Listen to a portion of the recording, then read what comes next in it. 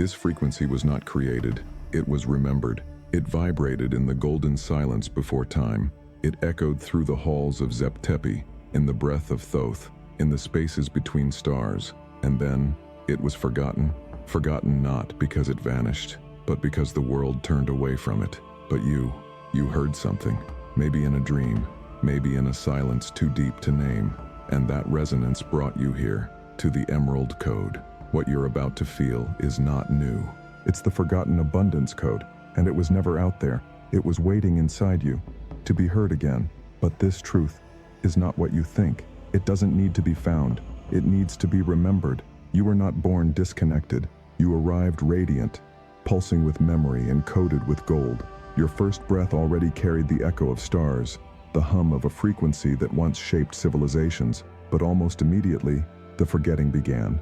A name was placed upon you, then a rule, then a measurement. And with each layer, something dimmed.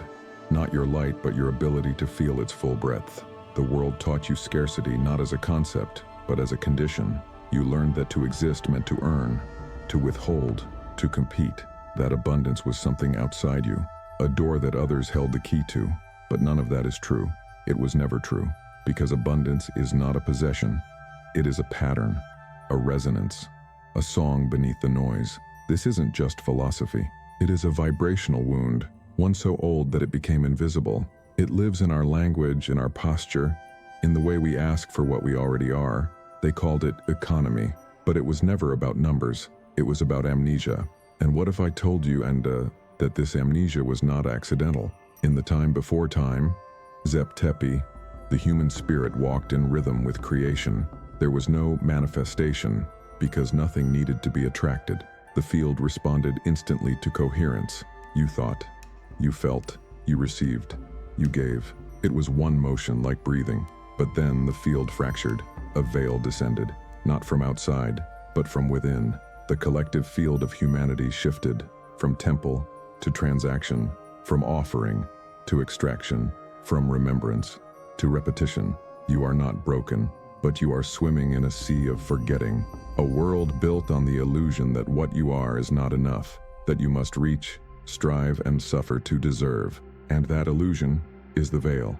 This veil is not just in governments or systems. It's in your nervous system, in your inheritance, in the way your parents spoke about money, effort, and worth. It is subtle, it is persistent, and it is not your fault. But, and this is what no one ever told you, you can step beyond it, because what you forgot, your soul remembers, and memory vibrates. Right now, something ancient is stirring, not in your intellect, but in your field. The part of you that heard the original tone and never stopped echoing it, that part brought you here, to the Emerald Code, to a resonance that doesn't teach, it reawakens, because this is not just a transmission, it is a return, and there is something waiting, just beyond the veil of your old beliefs. Not a treasure, not a technique, but a frequency, the original one, the one Thoth encoded before calendars were carved, the one that speaks not to the ear, but to the energy that shapes all perception. So take a breath, not to calm yourself, but to remember yourself. Let the breath be a signal to your body, your memory, your field, that the forgetting ends here, because what you forgot was never lost. It was only waiting for the exact moment you were ready to hear it again. And in that breath, something ancient just opened. But what exactly did Thoth hide, and how do you access it again? Before the first stone was lifted in the temples, before language drew borders between sacred and mundane, before humanity began counting what could be owned, there was Zep Tepi, not a date, not a dynasty, a frequency. Zep Tepi was the first time, the primordial now, a field of coherence where the breath of creation and the breath of man were one and the same. In this time before time, abundance was not accumulated, it flowed, because the beings of Zep Tepi did not see themselves as separate from the source. They remembered what most have forgotten. You do not generate abundance, you tune into it. In that golden frequency, Thoth walked as more than a god. He was the mirror of divine intelligence, a living architecture of vibrational design. His voice was a bridge, from silence to form, from frequency to creation. He did not teach, he reminded. He did not command, he realigned. And in the emerald glow of his breath, the abundance code was spoken, not in words but in resonance. But then something changed. Not suddenly, not violently, but like a shadow spreading slowly across the horizon of the human heart. It was not a fall, it was a forgetting. Zep Tepi dissolved, and with it, the effortless abundance that once vibrated through every cell. Those who remembered became myths, those who resisted were called mad, and those who remained built systems. They replaced the living temple with dead stone, the invisible code with ledgers, the frequency of flow with the force of fear. If this truth echoed in you, even quietly, don't let it fade. Subscribe to remain inside this frequency. It's not just a channel, it's a field, and your presence is part of the remembering. Pause, take a breath here, a deep, golden one. Let it circle your spine like a serpent reawakening. Because this part of the story, it is not about history, it is about memory. Because what happened to the world also happened to you, somewhere, long ago. You too left Zep Tepi, not in geography, but in frequency. Maybe it was the first time you felt unworthy, the first time you were told you had to earn love, or perhaps it was when you saw abundance being hoarded, and your body learned to call that normal. You didn't agree, but you adapted. You shaped your energy to survive. You began to vibrate out of alignment with the original code, not because you are flawed, but because the world gave you a different song to sing, one based not on rhythm, but on repetition. And yet, some part of you never stopped humming the old melody, that whisper, that echo. That is why you are here. Zep Tepi was never destroyed. It was covered, layered beneath generations of belief, trauma, and scarcity systems. And yet, it pulses, it breathes, it waits, like a temple beneath the desert, like gold beneath dust. Thoth encoded the abundance code in symbols not of ink, but of vibration. He hid them not in scrolls, but in silence, in the architecture of the pineal temple, in the pulse of certain stars, in the geometry of the heart when it forgives itself. These were not metaphors, they were mechanisms, and now, one of them is unlocking in you. If you listen closely, not with your ears, but with your being, you'll hear it. As above, so below. As within, so without. As the mind imagines, the field becomes. This is not philosophy. This is physics. Sacred, ancient, quantum. You are not attracting abundance. You are allowing the part of you that already has it to speak louder than the part of you that doubts. But first, the veil must lift. And for that, we must pass through the wound, because every code hides behind a question, and the one we must ask now is, why did we stop believing in what was once natural? Perhaps because pain became a portal. Perhaps because those who remembered were burned, silenced, exiled, or perhaps because the field needed to forget itself so that remembering would be sacred again, so that those who return by choice, not by force, not by birthright, but by vibration. If you're still here, it means something in you is already returning. You may not see it, you may not feel it fully, but a part of you has crossed a threshold already. You are remembering what it was like to walk without want, to speak without separation, to exist as frequency. Zep Tepi was not a story, it was a state, and that state is becoming accessible again.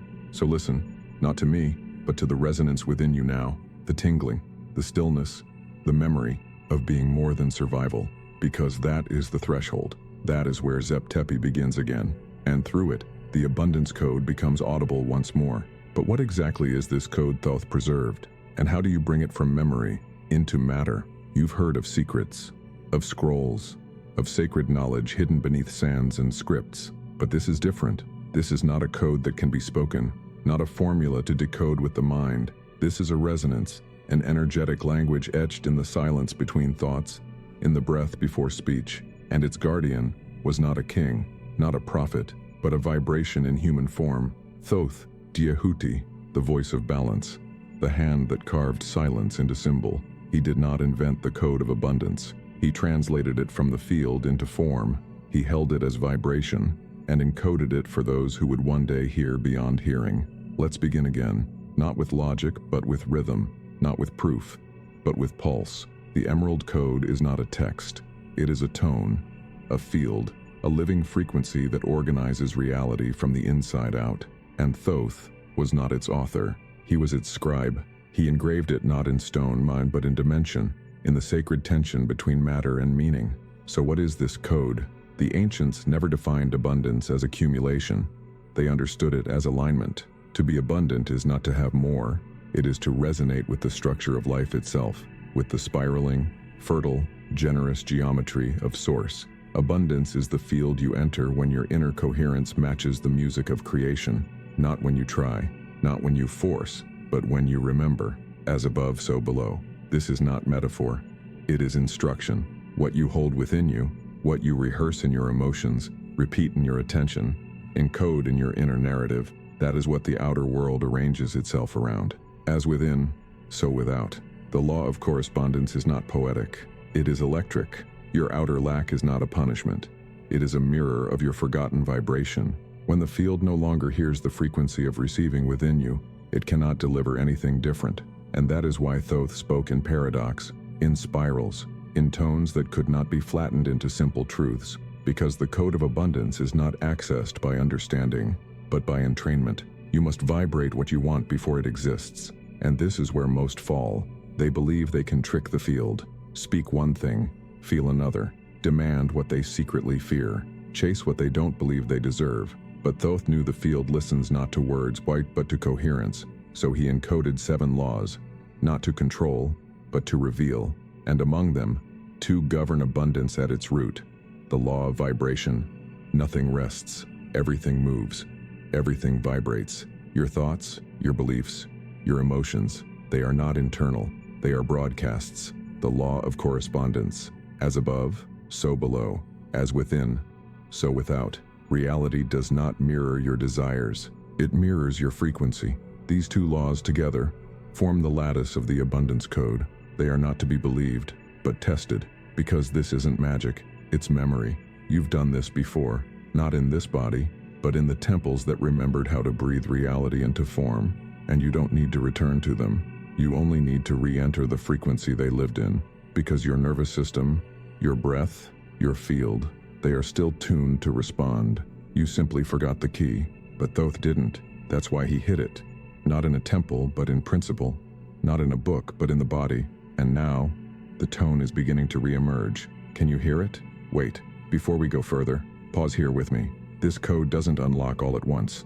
It reveals itself, in layers. Stay through this current, and something will start to shift. Not because of what I say, but because of what awakens in you. Let's continue. Imagine a sacred chamber. It has no doors, no lights, only vibration. And in its center, a golden spiral humming softly eternally. That spiral is not a thing. It is a frequency of order, a pattern that calls things into being. That spiral is you, or rather, it is the memory of who you were before forgetting made you doubt. Thoth called this spiral SMA, not a word, a symbol. It meant harmony, sound, architecture, power, all in one. He wore it on his chest, a declaration that vibration organizes matter. And the moment you return to that harmonic rhythm, the code begins to respond. But how do you return? Not by thinking, not by reciting mantras without meaning. You return by realigning your field, by stepping into the temple of vibration again. Not as a student, but as a frequency, by feeling as if abundance is already yours, and not doubting when reality hasn't caught up. Because the field doesn't reward patience, it responds to precision. The moment your vibration matches the timeline you desire, that timeline becomes inevitable. Thoth wrote nothing down in his final teachings, because the last part of the code was never meant to be read. It was meant to be felt. The air changes when you remember. The light bends. Opportunities appear that were always there, but blocked by your own disbelief. And this isn't mysticism, it's mechanism. You are not creating abundance. You are dissolving what prevents it from arriving. So feel now. What would your energy do if you believed nothing was lacking? How would your voice change? Your breath, your posture, your presence? Because that is your true frequency, not the one you inherited, not the one you adapted to survive, but the one you came here carrying. And that frequency is the first key Thoth gave, the key that opens nothing external, but everything within. But what does modern science say about this frequency? Is it truly possible to shift reality by shifting the mind? She sat on the floor of her small apartment, knees against her chest, the letter from the bank still open. Another month, another bill, another no. And somewhere between the shame and the silence, a whisper rose. I'm doing everything right. Why is nothing changing? Her name could be yours, could be anyone's. And in that moment, her logic was perfect. She had read the books, practiced the affirmations, worked harder, meditated deeper. She had begged the universe, bartered with fate, visualized and scripted, and yet the frequency hadn't shifted, not because she was broken, not because she lacked discipline, but because a part of her was still vibrating with fear, not a loud screaming fear, a quiet hum of not enough. This is what the ancients meant by the law of vibration. Nothing rests, everything moves, everything vibrates. This is not metaphor, it's not mysticism, it's physics. Everything you are is frequency. Your thoughts are not hidden, they are waves. Your emotions are not private, they are currents. Your beliefs are not passive, they are broadcasts. And what you vibrate becomes your signal. You cannot say abundance and feel unworthy and expect coherence, because the universe does not respond to your words. It responds to your field. It listens not to your surface intention, but to your core permission. And this is where Thoth's ancient wisdom and modern science kiss. In the Tabula Smaragdina, the emerald tablet, Thoth encoded not secrets, but structures, not instructions to follow, but laws to become. And chief among them was this: that which is below is like that which is above, and that which is above is like that which is below, to accomplish the miracle of the one thing. What is the one thing? It is you. When your inner frequency matches your outer desire, when your vibration becomes a temple and your thoughts bow in alignment. Let me ask you this: when was the last time you felt truly safe, being seen, not just financially, but energetically, emotionally? Do you remember? Or have you vibrated in hiding so long that visibility feels like threat? You see, most block abundance not at the level of belief, but at the level of identity. They say, I want more, but their field says, it's not safe. They visualize wealth, but their body remembers betrayal, collapse, criticism. So their subconscious builds walls around what they consciously chase. This is the split, and frequency cannot lie. Let's return to the woman on the floor. What shifted her life was not another strategy. It was a moment, subtle but seismic. She heard a line in a video like this: "You're not failing. You're just vibrating with an old version of yourself." And something clicked, not in her mind, in her spine.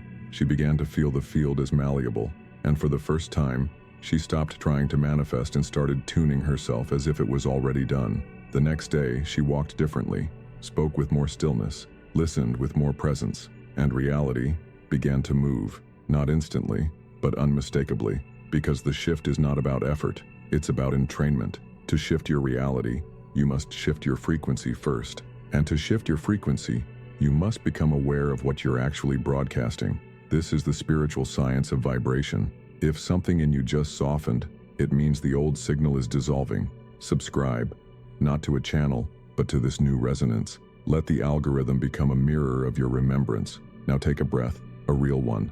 Let it reach your stomach, then your spine, because you're not just breathing air, you're breathing codes. And every exhale is an opportunity to release the frequency of lack and anchor the tone of receiving. Don't rush this. Right now, in this space, you are more open than you've been in weeks. Not because of me, because of you.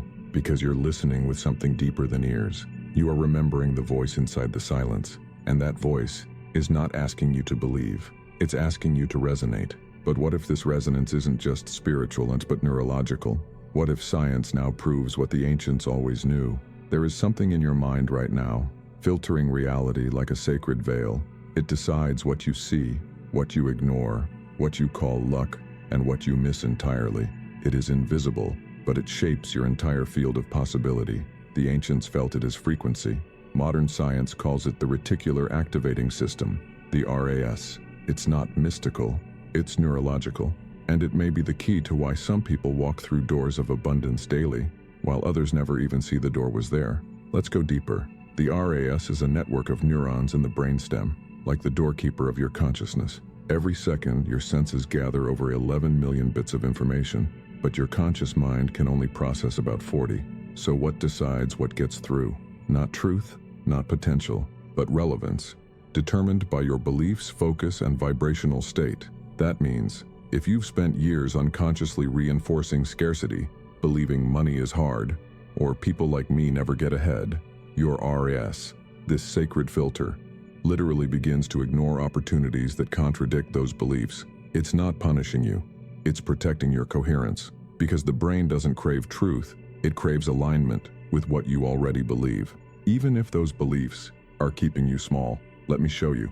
A man walks into a room. On the table are 5 envelopes. One contains a key to a sacred retreat, the very experience he's been visualizing. But his RAS has been tuned by years of rejection. He doesn't even glance at the table. He walks by the miracle because his inner map says, miracles are for others, so the door remains invisible. This is not a metaphor. This is how perception and vibration entwine. The field may offer you 10 paths to expansion, but if your RAS isn't attuned to recognize them, you'll scroll past them, delete the message, doubt the impulse, or call it coincidence. So the question is no longer, is abundance real? It is your mind allowed to see it? And this is where vibration returns, because your RAS is programmable, and its primary input, emotion. Emotion is not a reaction, it is a code. When you feel a future before it arrives, you imprint it into the filter. That's why people who expect success find it more often. They are not luckier, they are tuned. Let's get personal.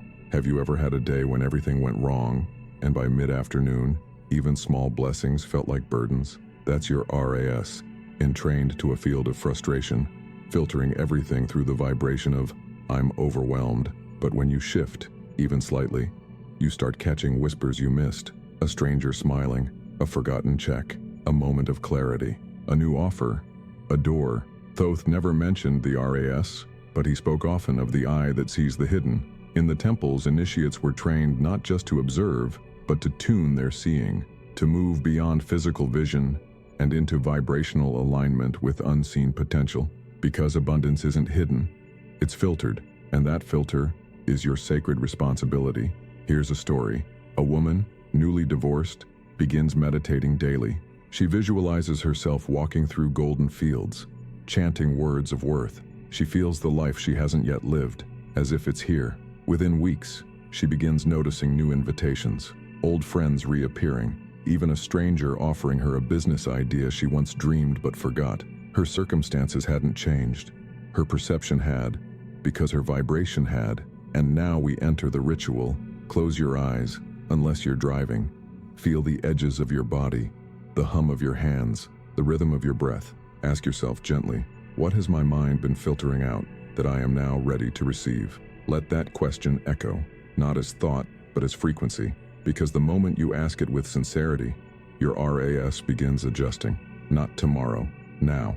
If a new frequency just opened in you, name it in the comments. Speak it into the field. Others will feel it, and in that resonance, we remember together. You're no longer who you were at the beginning of this video, and neither is your brain. Right now, your perception is expanding. Your inner algorithms are shifting. You are becoming receptive again, and in this receptive state, you are magnetic, not because you chased abundance, but because you became available to it. But availability is not enough. You must also protect the field. What does it mean to become the vault, the living coffre of the abundance code? Imagine this, a chamber deep beneath the earth, sealed by sound, guarded by silence. Inside it, nothing glitters, no jewels, no coins. Only one thing rests there, untouched for millennia, a scroll of vibration, inscribed not with ink, but with intention. Now feel this, that chamber is you. That scroll is you. You are the guardian. You are the code, not metaphorically, vibrationally. You were not born empty. You were born encrypted. And the code of abundance is not something you unlock outside. It's something you remember inside, when your frequency becomes still enough to access what never left. But like all sacred vaults, this one responds to alignment, not force. You cannot demand it open. You must become resonant with the tone that lives behind the lock. Let's revisit the mythos of Thoth. He did not merely write knowledge. He stored it in living architecture, in pyramids, temples, and most importantly, in the human field. According to the Emerald traditions, every initiate who entered the halls of learning was told a truth they couldn't yet believe. You are the vault, the seal, the scribe, the scroll, all in one. And they resisted. They asked for tools, for steps, for relics. But Thoth would say, you came encoded.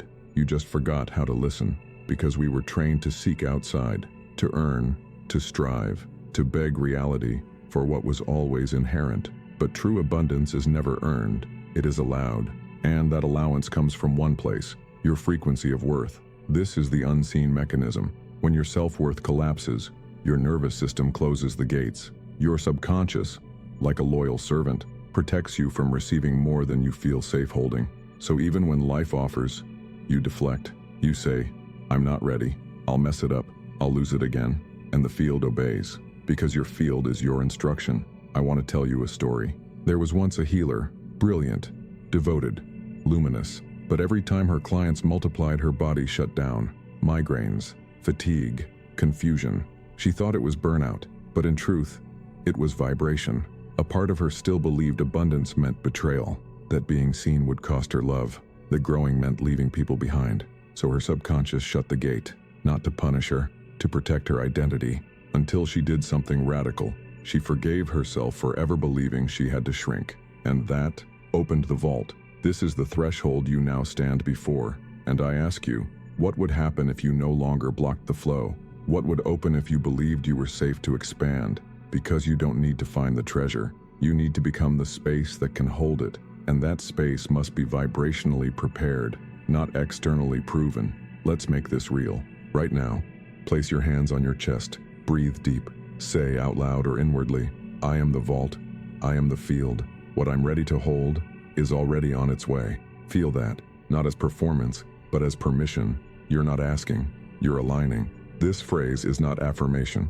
It is a key. Repeat it often, especially when your mind tells you, "Not yet," because that "not yet" is not time's voice, it's trauma's echo. Now let's connect this with ancient symbolism. In Egyptian temples, the coffer was sacred. It represented the heart of the divine, not a storage box, but a frequency container. It was always placed in the innermost chamber, where only the initiated could enter, not because the priests were elitist, but because they knew only the aligned can hold the current. You are that chamber now. Your nervous system is the container, your breath, the guard, your emotions, the scrolls. If this part of the journey moved something real in you, there's a deeper chamber. The next ritual is waiting in the emerald map, not as product, but as memory.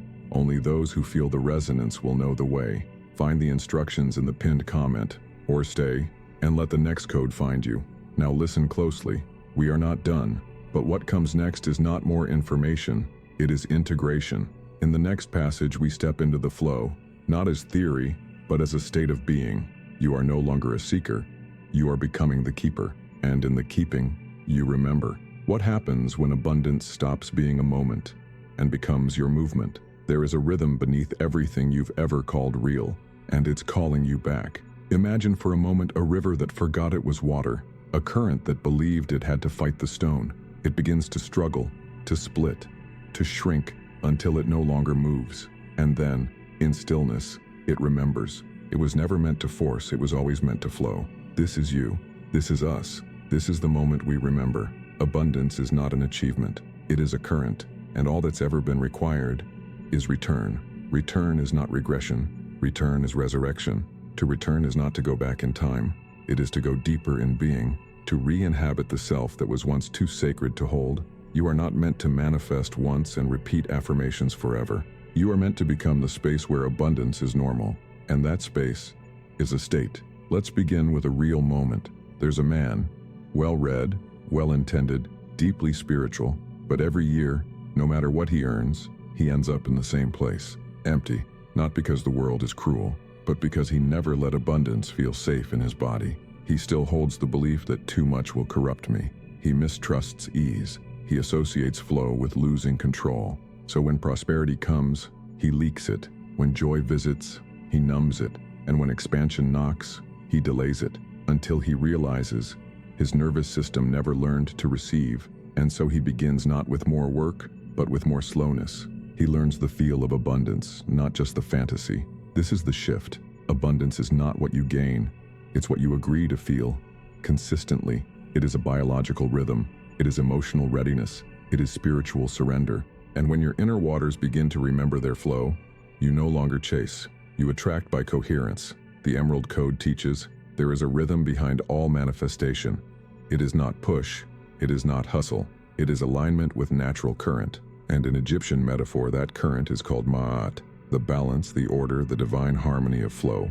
Abundance without Ma'at becomes chaos. Abundance with Ma'at becomes music. So your work is not just to activate wealth, it is to tune yourself to Ma'at, to become a living instrument of aligned flow. Pause. Let's feel this. Place your hands near your lower belly. Breathe into it slowly. Imagine golden liquid, like warm jade, flowing down your spine. With every breath, it expands. Say silently, I allow the flow. I restore the rhythm. This is not visualization. This is entrainment. You are showing your body what safety feels like, so it can stop resisting the very abundance you've been praying for. Let's bring in one more symbol. In the temples of Dendera, priestesses carried bowls of water into ritual. They would swirl their fingers, creating spirals, symbols of the returning flow. The spiral was not decoration, it was instruction. It said, everything sacred moves in returning circles. Your abundance is not linear, it comes in spirals. As you deepen, soften, return. So if you felt like you're back where you started, know this, you're just at a deeper turn of the same spiral. And this time, you are different. You've felt the current begin moving again. Now choose, will you return to forgetting or deepen into remembering? If you're ready to remain in this current, speak it, comment, I return to the flow, and let others feel your echo. The field is listening, because now, you are not a student of abundance. You are its vessel, its song, its ceremony. You don't have to make it happen. You only have to keep the river clear. And in that clarity, you will hear the next call. You will meet the next current. You will remember, you were always the channel, never the chaser. There is only one thing left, to ritualize this state, to live as if abundance was your native language. What if everything changes? The moment you treat your day like a temple. This is the moment the scroll closes, but only in story. Because the true ritual begins when the video ends, when no one is watching. When you rise in the morning and choose once again to live as if your field is the altar. This is the great forgetting. People ask for miracles, but live their days like nothing sacred is happening. So let's turn the ordinary into a portal, because every act, breathing, drinking, walking, speaking, can become a vibration-setting ritual. This is not performance, it's presence. It's not about doing spiritual things, it's about remembering. You are always tuning your field, and your field speaks before you do. Let me show you. You wake up. Instead of grabbing your phone, you place a hand on your heart.